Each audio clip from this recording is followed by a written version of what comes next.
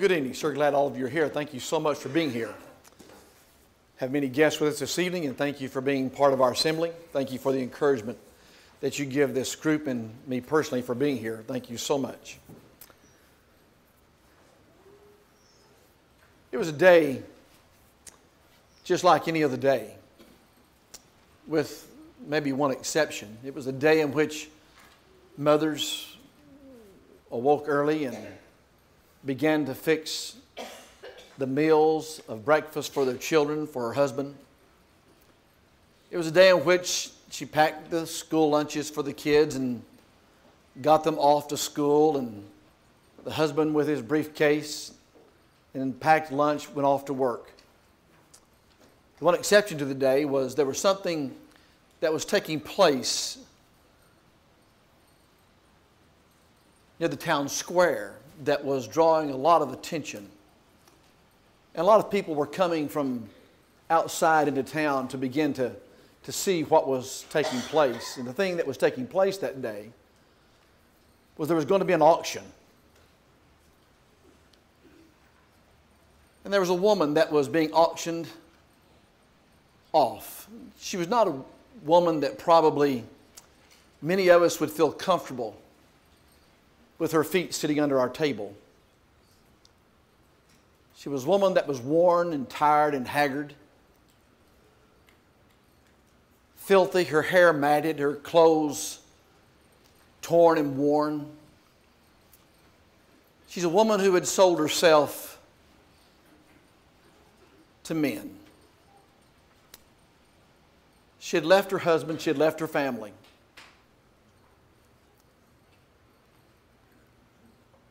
And that day the auction began. And one man bid. Another said 15 shekels, an omer and a half of barley. And the auctioneer said, going once, twice, sold. And everybody in the crowd wondered, what would the man do that had bought her? Would he go and grab her hair by the head and pull her off? Would he put a rope around her and drag her off? How would he treat her? What would he do with her? Where would he take her? And the man who purchased her went out to her and took off his robe and wrapped it around her and lifted her to her feet. And she looked up to him and he said, it's time. It's time for you to come home. And the man that bought her was the husband that she had betrayed.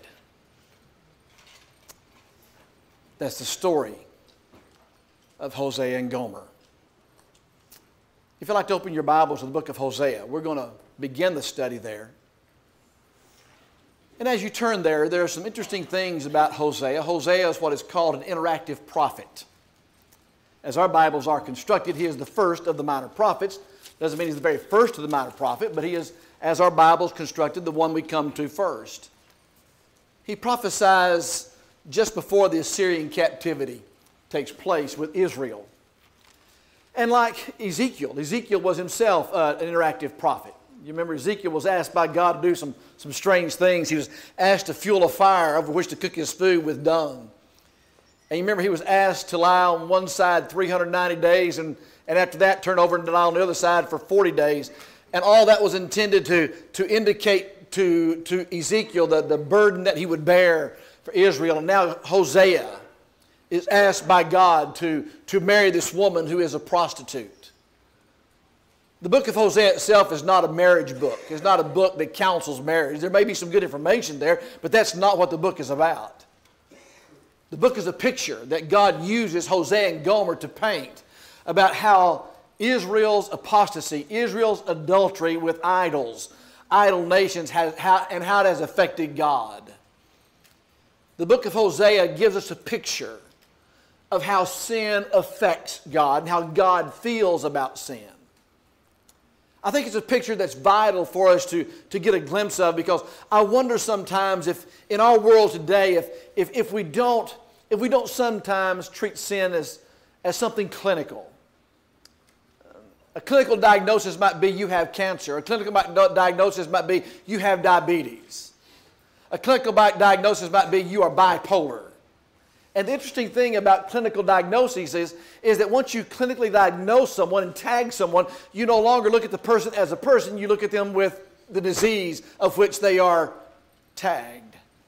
And so we begin to look at things clinically, and we don't see the person, we don't see the disease back of it. And so we say someone is living in adultery. We say someone has committed murder. We say someone is a drunkard. And we see that as a clinical diagnosis, and we don't see the sin that's back of it, and the tragedy of the sin that's back of it, and how that sin itself breaks the heart of God. In fact, it's fascinating to me that in Genesis chapter 3, whenever Eve and the serpent interact with one another, and you have that conversation that takes place in which the serpent says to Eve, you can eat the fruit of the tree.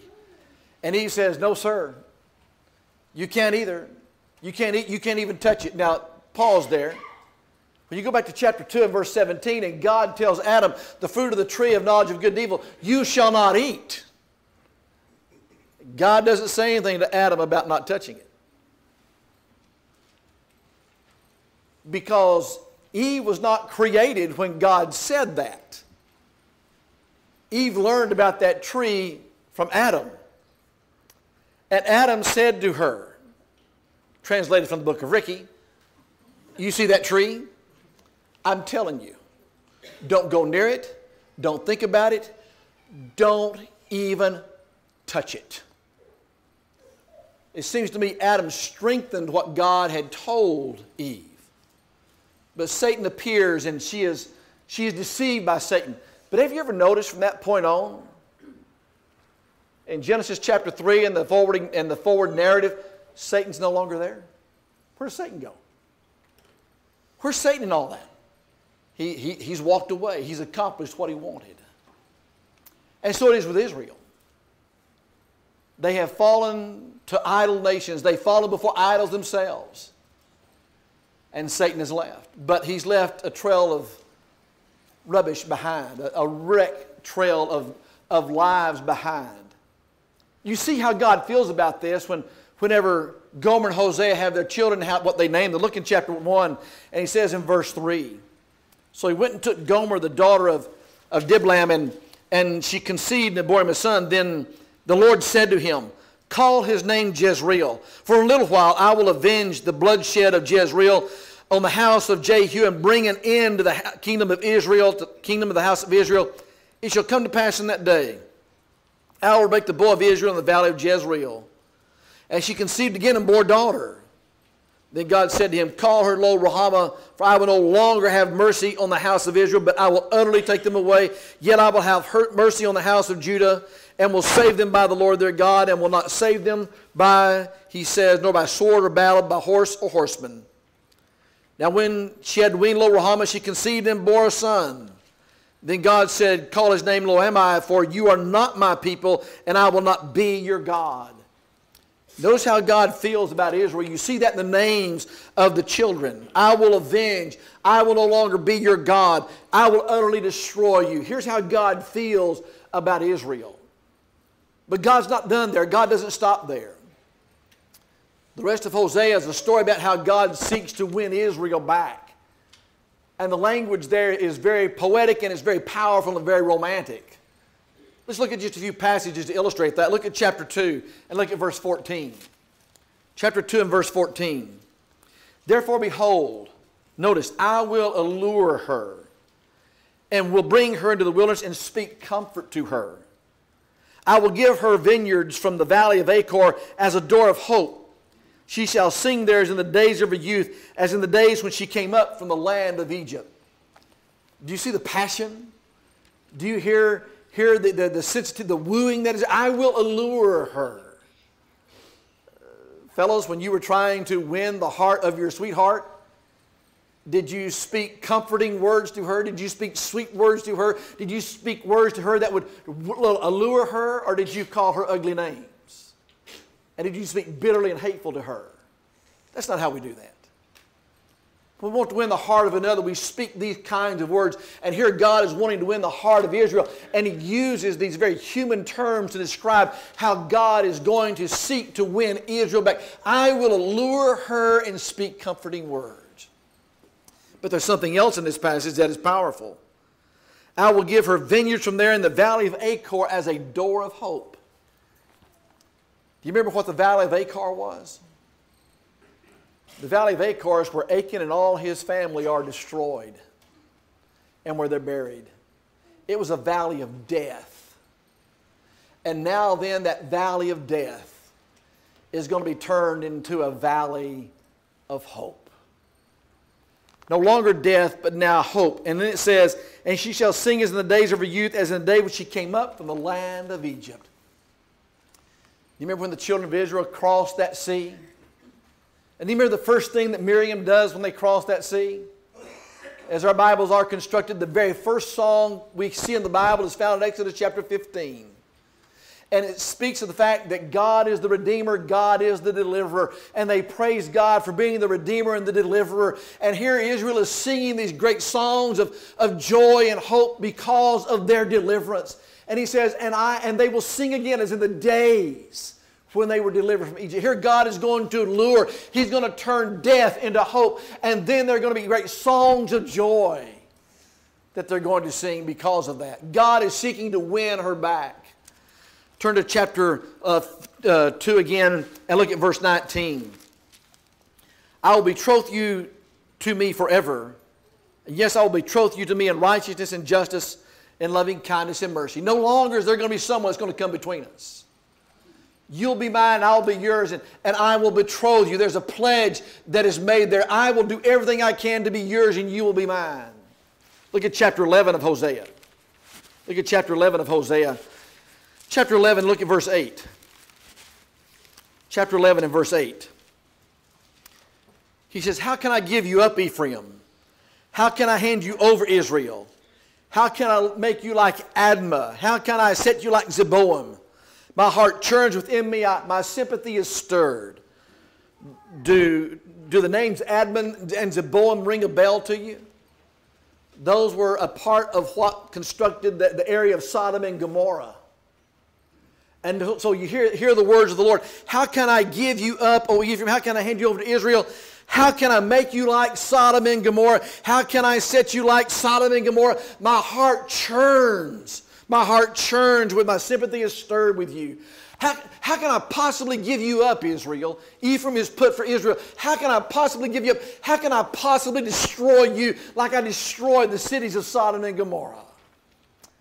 He said, my sympathy is stirred within me. You see the heart of God, the heart that God has for His people. Look at chapter 14. Look at chapter 14 and look at verse 1. O Israel, return to the Lord your God, for you have stumbled because of your iniquity. Take words with you and return to the Lord. Say to Him, take away all iniquity.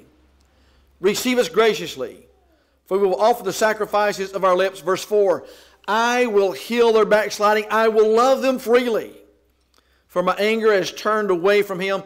I'll be like the dew to Israel. He shall grow like the lily and lengthen his roots like Lebanon. His branches shall spread. And then look at verse 8. Ephraim shall say, what do I have any more to do with idols? I have heard and observed them. I am like a green cypress tree. Your fruit is found within me. And so what you have in chapter 14 is now God's winning them back is going to happen. I will heal their backsliding. My anger is turned away. And then finally, after all the alluring, after all the winning, after all the sympathy, after all the words that are there to gain their hearts back, it says in verse 14, Ephraim finally gets it. What shall I have to do anymore with idols? I have heard and observed. I'll be like a green cypress tree. Your fruit is found within me. Here you have that green cypress tree where the fruit begins to sprout and ripens and therefore produces great hope and great joy. And therefore you have this great hope and joy that flows forth. And here you have this green cypress tree that is flexible and living. It's no longer stiff. It's no longer dead. It's no longer a dead branch, but now it has life going through and producing this fruit. And finally Israel says, I get it. I see what we have done. We have turned from you. But now the Lord has won us again. You see, God made a choice. God made a choice to forgive Israel. And we get to make a choice of forgiveness as well. In fact, we may never be more like God than at a time when we make that choice of forgiveness. And we have that choice. We can choose to forgive, or we can choose to be filled with the poison of bitterness and hatred and the toxicity that goes with bitterness and hatred, that then therefore distorts our perception and blinds us. We get to make that choice. Hosea chose Gomer, and God chose Israel, and we get to choose. When we think about forgiveness, let's first of all think about it from the standpoint of what it is not, what forgiveness is not. Someone says, well, if I forgive, then why do I still hurt? If I forgive, will the pain ever stop? If I forgive, do I still have the right to put that one away? Well, first of all, forgiveness does not mean that the wrong committed is right. Forgiveness does not mean the thing that has offended us, not that we don't like, but that has hurt us, that has sinned against us, is now made right. It was never right.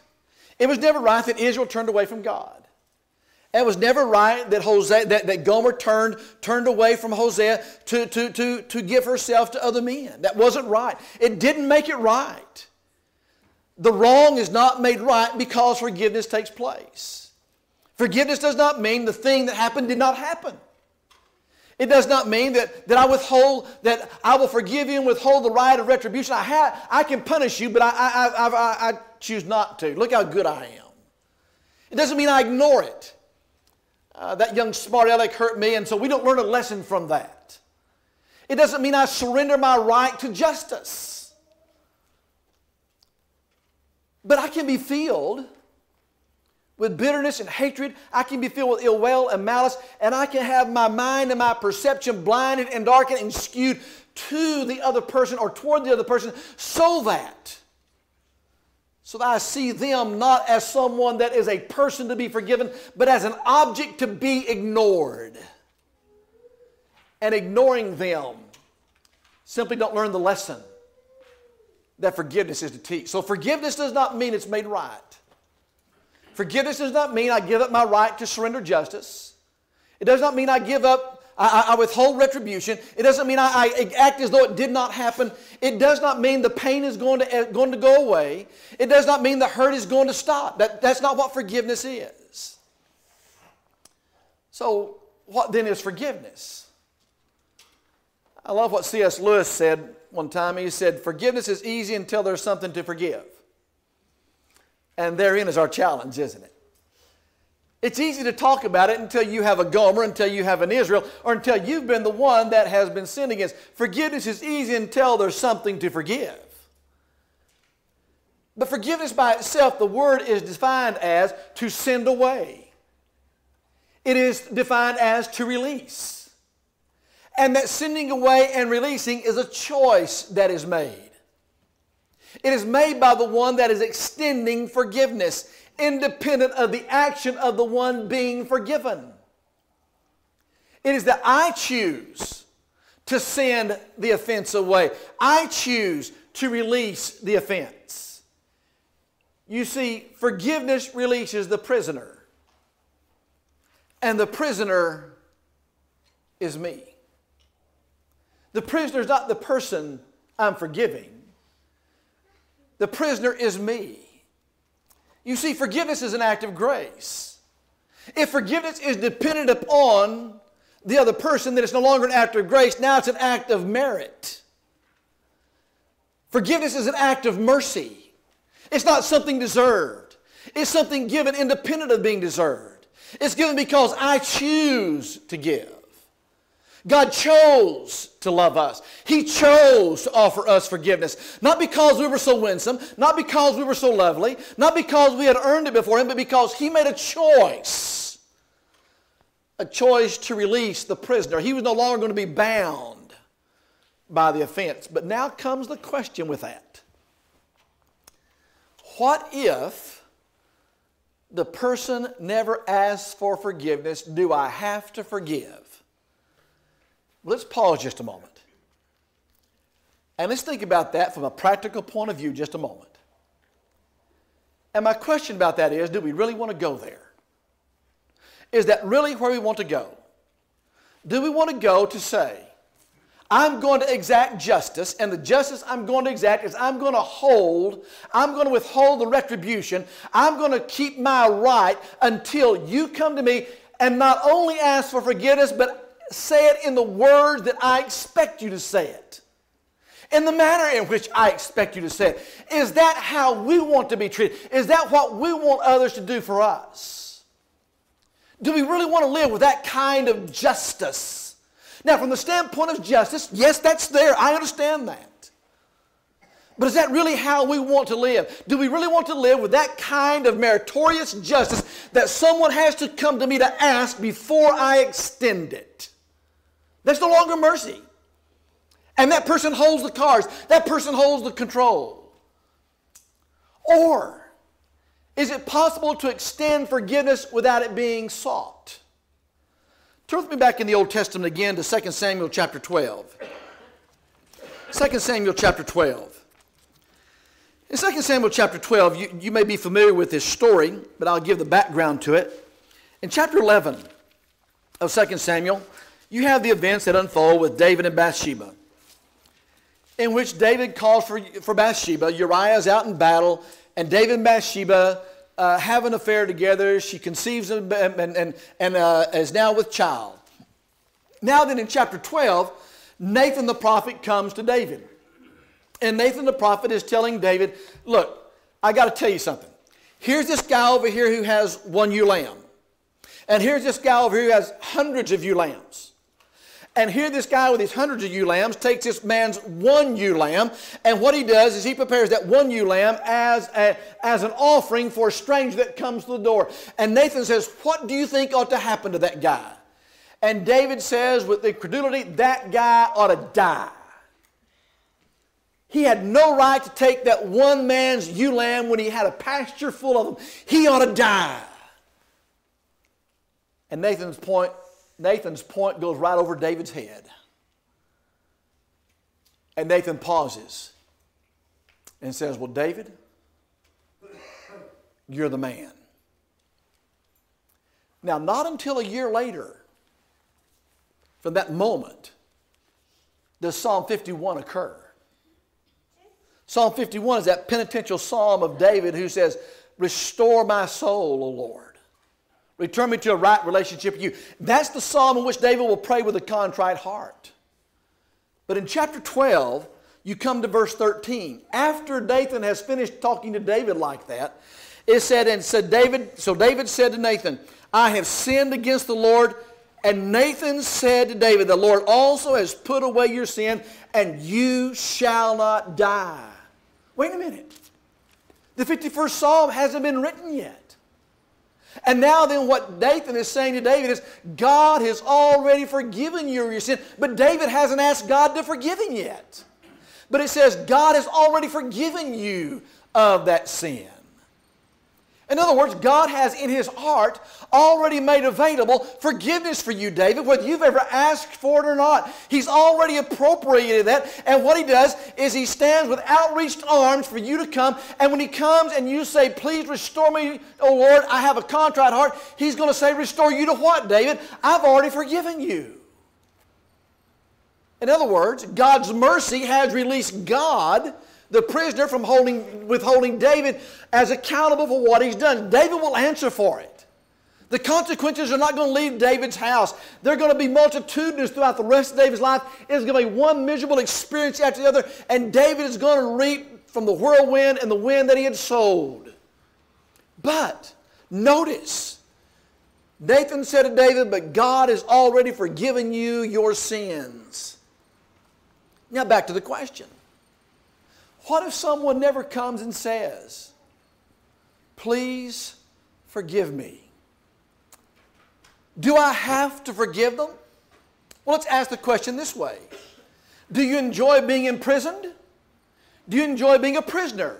Do you enjoy being held captive by somebody else who will not come and ask for that? Or do you choose to release the prisoner?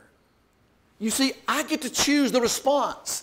I get to choose how I respond to how someone has treated me. And I can let them hold me captive and imprisoned, or I can release the prisoner, and the prisoner I'm releasing is me, so that what I've done is I have in essence forgiven them before or if they ever come to ask. I guess it was probably maybe 5 to 6 years ago now. There was an event that happened at home in which I was really hurt by somebody. I'm not asking for a Purple Heart or anything. I'm just sharing this with you. I mean, it had a devastating effect on me. And it took me a while to be able to work past that. I'm not sure the person that did it understands what that person ever did to me. I'm not sure they ever understand how devastating what they did and what they said was to me. And one day it dawned on me, would I allow that person to come into my house and hold my house prisoner? Would I allow that person to come into my house and hold my family captive? Would I allow that person to come into my house and bind me in my house and imprison me in my house? And the answer to that was no. Well, then it dawned on me, if I would not allow that person to come into my house and do that in my house, why am I letting that person have my heart and do that to my heart? You see, I get to choose. I get to choose what I do with my heart, and I get to choose whether I am imprisoned by that person or not. I get to choose to release. I get to choose to send away. Whether the person ever comes and asks for it or not, I have already released the prisoner because I'm the prisoner and I'm not going to be held captive by them. Forgiveness is setting free. It's setting free the prisoner. And we get to make the choice how we respond to the assault, to the hurt, to the sin, and to the offense. I can choose to harbor it. I can choose to internalize it. I can choose to be embittered by it. I can choose to be filled with hate by it. I can choose to be filled with malice by it. I can choose to wait for an opportunity to get even, just wait for the opportunity to make sure I hurt them just as much as they hurt me, or I can choose to send it away. And we're never more like God than when we choose to send it away. Because that's what God has done for me and you. God didn't wait. God didn't wait for us to take the initiative. He didn't wait for us to say, "Oh God, please forgive us," before He provided His Son. He provided His Son. He provided the grace. He provided the mercy. He provided His Son and His blood that would be able to cleanse us and to wash us and to forgive us. And that gift was already extended to us before we ever came and asked. God's forgiveness, God's mercy was with outstretched arms, and all He was doing was waiting for us to come to Him. But whether one ever comes to God or not, His arms are still outstretched, waiting for someone to come. Why? Because God has been set free. And whether that person that sins against me ever comes and asks or not is no different than the person that comes and asks. My arms are still open. I'm still reach out to say that forgiveness is there, whether you come or not. And in doing so, the prisoner is released. The perception is cleared. The darkness fades away. The light shines bright, and now love, mercy, and grace fill the heart. Forgiveness is releasing the prisoner. And we get to choose whether we remain imprisoned or whether we set the prisoner free. And the prisoner being set free is not the person who sinned against me. The person being set free is me. Let's look at something else with regard to this. Let's think about something else. Let's think about some things that will help us as far as understanding how to do this. First of all, I would suggest that Matthew chapter 5 and verse 45 is a good place to begin. We ran by this passage last night, but let's look at it again from a different perspective. In Matthew chapter 5 and verse 44, the Lord will say, you've heard that it was said. Verse 43, you've heard that it was said, you shall love your neighbor and hate your enemy. But I say unto you, verse 44, love your enemies, bless those who curse you, do good to those who hate you, and pray for those who spitefully use you and persecute you. The first thing I can do is I can remember I have been forgiven. In order to forgive another, I need to remember I too have been forgiven. What do I want someone else to do for me? I want someone else to forgive me, whether I realize it or not. When I've been a stumbling block to somebody, have you ever known somebody to be a stumbling block that knew they were a stumbling block? Someone's a stumbling block, doesn't realize that, but the person that has stumbled still needs to be able to forgive the person that was their stumbling block. And they may never know they were the stumbling block. So I need to remember I have been forgiven. And if I have been forgiven of my sins, if I have received the mercy and the grace of God, then who am I to withhold that from another? Do you remember the story of Jesus when he comes in the house of Simon the Pharisee? I love that story because it's us. It's us. Here Jesus comes in the house of Simon the Pharisee, and here Jesus comes in, and there's this woman that bows at the feet of Jesus, and she's washing his feet with the tears from her eyes, and she's drying his feet with the hair from her head. And here's old Simon that Pharisee. Here we are, we're over in that corner, and here's Simon that Pharisee thinking to himself. He never says a word. He never says a word. He's thinking to himself, and he said, if he knew who she was, he would not even let her touch him, much less wash his feet with the tears from her eyes. And the text says, and Jesus perceived in his heart, Simon thought. And he looks up to Simon. Simon, I got a question for you. Who appreciates forgiveness the most? Simon's a smart guy. And he says, the one who needs it the most. And the Lord said, yes, Simon, and have you looked in the mirror lately? It isn't this woman I'm concerned about. It's you I'm concerned about. So before we begin to bind somebody else by our own restrictions, we need to first of all remember how much we have been forgiven. You see, the way of Satan is evil for evil. The way of the world is good for good. The way of God is good for evil. So you see, I can either get even, and that's an eye for an eye and a tooth for a tooth, but as someone said, if you do that long enough, we'll all wind up blind and toothless. Or we can do nothing, or we can choose to forgive. But we need to recognize that when we have been offended, we also have been forgiven. And how do we want to be treated? Do we want to be a Pharisee like that Pharisee Simon who says yes, and look at how ugly spiritually this person is, and look how righteous I am, when we are just as ugly as that person? Maybe we need to plug something else in here just a moment. There's a difference between forgiveness and pardon. I think that's an important distinction for us. There's a distinction between forgiveness and pardon. Forgiveness has to do with the sending away or the release of the offense. It is setting the prisoner free, as we have said. Pardon has to do with the judgment to be enacted. Pardon is the prerogative of the governor. Pardon is not my prerogative. Pardon has to do with the judgment or the punishment for which one has placed upon them. Only the governor, only God can pardon. I can't pardon, you can't pardon. See, here's a distinction for us.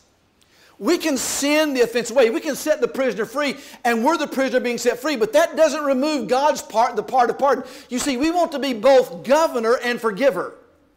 We want to be the one who also holds pardon in the hand and forgiveness. And so we'll forgive, but we're going to hold pardon in this hand. And so we'll say, okay, I'll forgive you, but I'm going to hold you in judgment over here. I'll forgive you, but I'll condemn you over here. No. We don't regulate pardon. Pardon is not our prerogative. Pardon is in the prerogative of God. We handle forgiveness. We choose to forgive. We choose to set free the prisoner, and that's us. But God holds the prerogative to pardon. Even if I choose to set free, God still holds the prerogative of pardon. And if in pardoning He chooses to pardon and release from the punishment, that's His prerogative.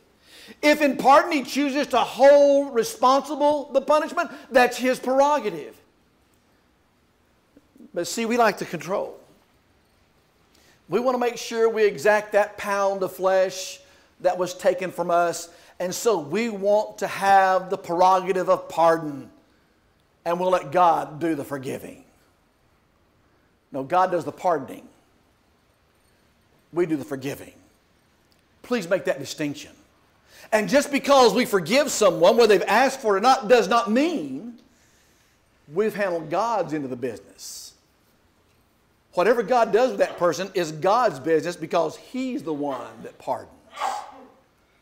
So I need to remember, first of all, I have been forgiven and that God pardons. And then back to Matthew chapter 5. Look at verse 44. But I say unto you, love your enemies. That idea of love there is to place a value on. Do you remember how God loved the enemies? Paul will say in Romans chapter 8, while we were yet sinners, while we were yet His enemies, He loved us and He died for us. When? When we were lovely? When we were righteous? When we needed no Savior? No, when we were His enemies, He died for us. He died for us not when we were saved. He died for us when we were estranged from Him, when we were enemies from Him. God valued and treasured what? His enemies. And so we need to also have that same kind of value and treasure. But we only do that when we see that person as a person, not an object. You see, if I can label someone an enemy, now they're my object. They're no longer a person. But when I can place a value on that person, they're no longer an enemy. Now they are a person I'm looking at with whom I have a conflict. Now, how did God say to love the enemies? He said, pray for them. Pray for them. In my first local work, back in 1979, July of 1979, I left teaching vocational ag in Azle, Texas, to begin doing this kind of work full time. And so I moved to Oakwood, Texas. That's a little bitty spot in the road, right off I-45. You take Highway 79 from Buffalo to Palestine. You pass through Oakwood. If you blink your eyes, you absolutely miss it. I'm not kidding. That's true. There's a Chevrolet dealership there and a bank. That's about it. And we moved from Fort Worth and we moved to Oakwood. And we lived there 2 years. No hyperbole. True, real. We lived there a year and a half too long. The first 6 months were great. The next year and a half, there was a fellow in the church who thought it was his God-given responsibility to give young preachers a hard time, and he acquitted himself well of doing so.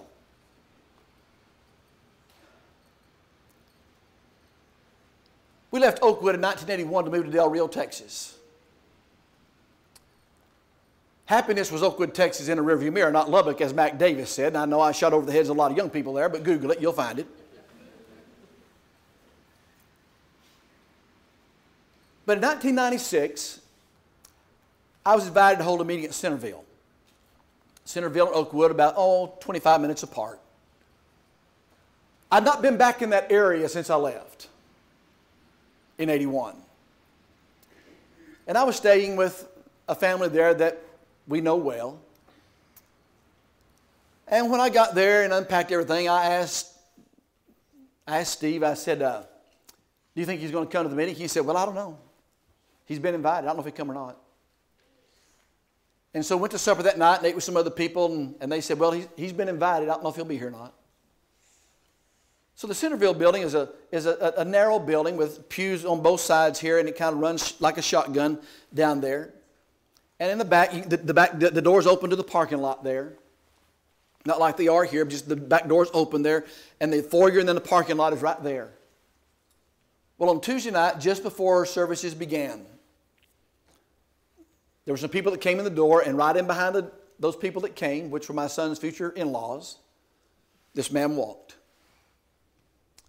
And I told myself, okay, you got over this a long time ago, now act like it. And there was just enough time to shake hands.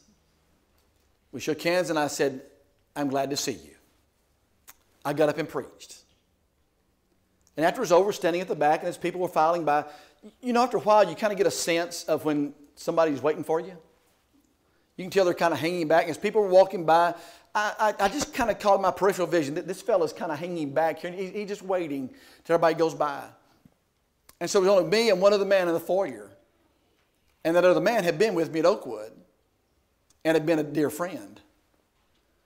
And finally, this man is the last one to come out. And I thought to myself, okay, if you saddle up and ride this time, it's going to be a short ride. Last time you enjoyed it for a year and a half, but this is going to be less than 8 seconds this time. And it's not going to be very enjoyable for you. And as he walked by, he shook my hand and he said, Rickie, I always knew you'd be a great preacher, and you are. Well, that may be debatable, but I mean, just ask Gail's son-in-law, Jeremy. He'll tell you otherwise. I said, well, thank you. We had a few pleasantries and walked on. And the fellow that stood by over here, he said, you know what that was, don't you? I said, yeah. It was his apology. He said, yeah. Now let's plug something else right here at this moment. Forgiveness does not mean forgetting. Do you think Hosea ever forgot what Gomer did? You think God ever forgot what Israel did? If someone were to hurt one of my grandchildren or my wife or one of my children,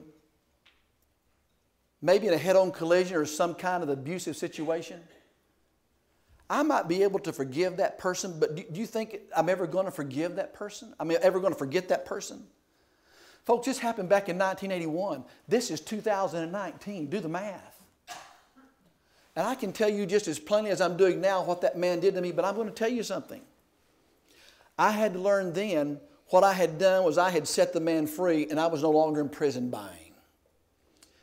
Because I had spent a lot of time praying the gall of bitterness out. I'd spent a lot of time walking and praying. I'd spent a lot of time in my office praying.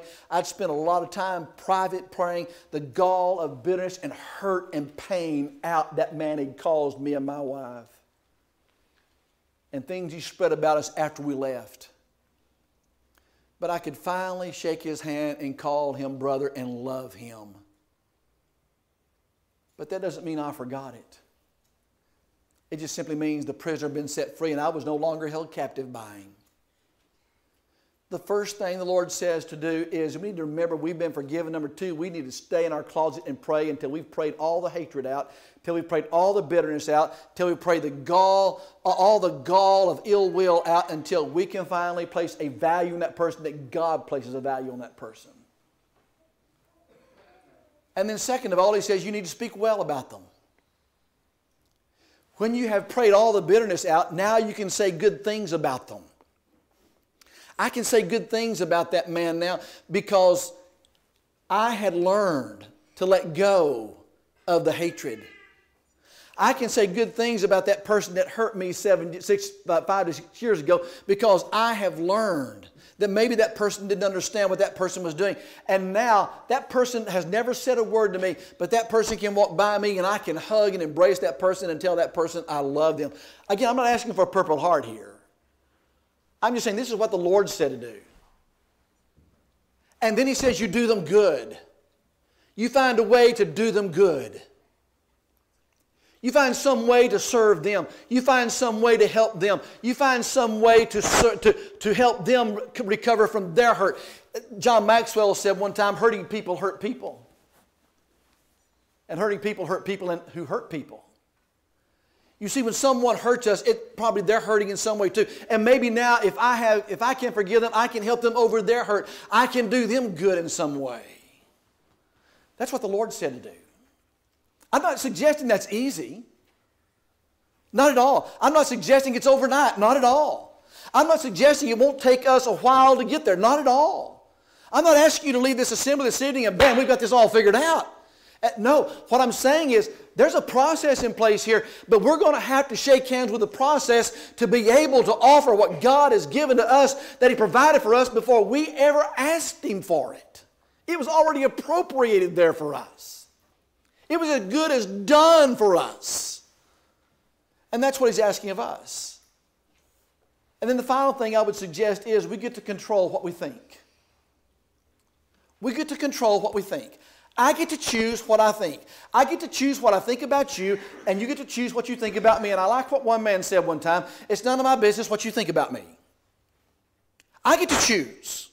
I get to choose what you think about me. Another man said, if we knew how little time people spent thinking about us, we'd be humiliated. People don't wake up every morning thinking about Rickie Jenkins. I think they ought to. I don't understand why I'm not the center of everybody's universe. I mean, look at me. Oh, why wouldn't I be? You should wake up in the morning, the first thing you should think of is Rickie Jenkins. No. I'm not even sure I'm the first thing my wife thinks up in the morning. It's probably one of the kids or the grandkids. I get to choose what I think. I get to control what I think. And I don't have to let the person who hurt me make me think those ill things. I get to choose to love. I get to choose to pray. I get to choose to do good. I get to control what I think. And when I have spent time with God, God will fill my mind with things that are true, things that are lovely, things that are just, things that are of good report, things that are praiseworthy. And those things will produce virtue in my life that will make me more like Him, make me be transformed to be like Him that we spoke about last night. You see, it was a day like any other day. Mothers were cooking breakfast, fixing sack lunches. Fathers were getting ready to go to work. Finally, mother got the kids fed breakfast, got the husband off of the way with his sack lunch and toast for the kid. There's one thing different that day, though. People were coming in because there was something special taking place on the town square. There was going to be an auction. And the person being auctioned might not be the person that you would think about having at your table and putting their feet under your table. The person had sold themselves to everything that was base in this world. They had prostituted themselves. They were, as Zechariah said, they were filthy rags. They were not just filthy externally, they were filthy internally. But then as people gathered, the bid began. And finally, one bid came. My blood. My blood. I'll purchase with my blood. Going once, twice, sold. Everybody wondered. What would the man who just purchased this filthy person who had betrayed all who had loved him do with this one he'd just bought? Would he grab that person he just purchased by the hair of the head and pull him away? Would he put a rope around her and drag her away? What would it be? And the one who offered his blood as the price for redemption came to the one that was purchased, took off his robe, and stooped down and wrapped his robe around. And as the one he bought looked up, he said, "Come home. Rickie, it's time to come home." You see, that's what our Savior has done for us. He won the bid. And He's purchased us with His blood. If Hosea can forgive Gomer, and God can forgive a nation, and God can forgive us, then we can choose to forgive another. And we're never more like God than when we choose to forgive. Bottom line, you get to choose. I get to choose. But God has already chosen. And He's offered His redemptive blood to buy you back. And He says this: you've been gone too long. You've been gone too long. It's time. It's time for you to come home. So why don't you come?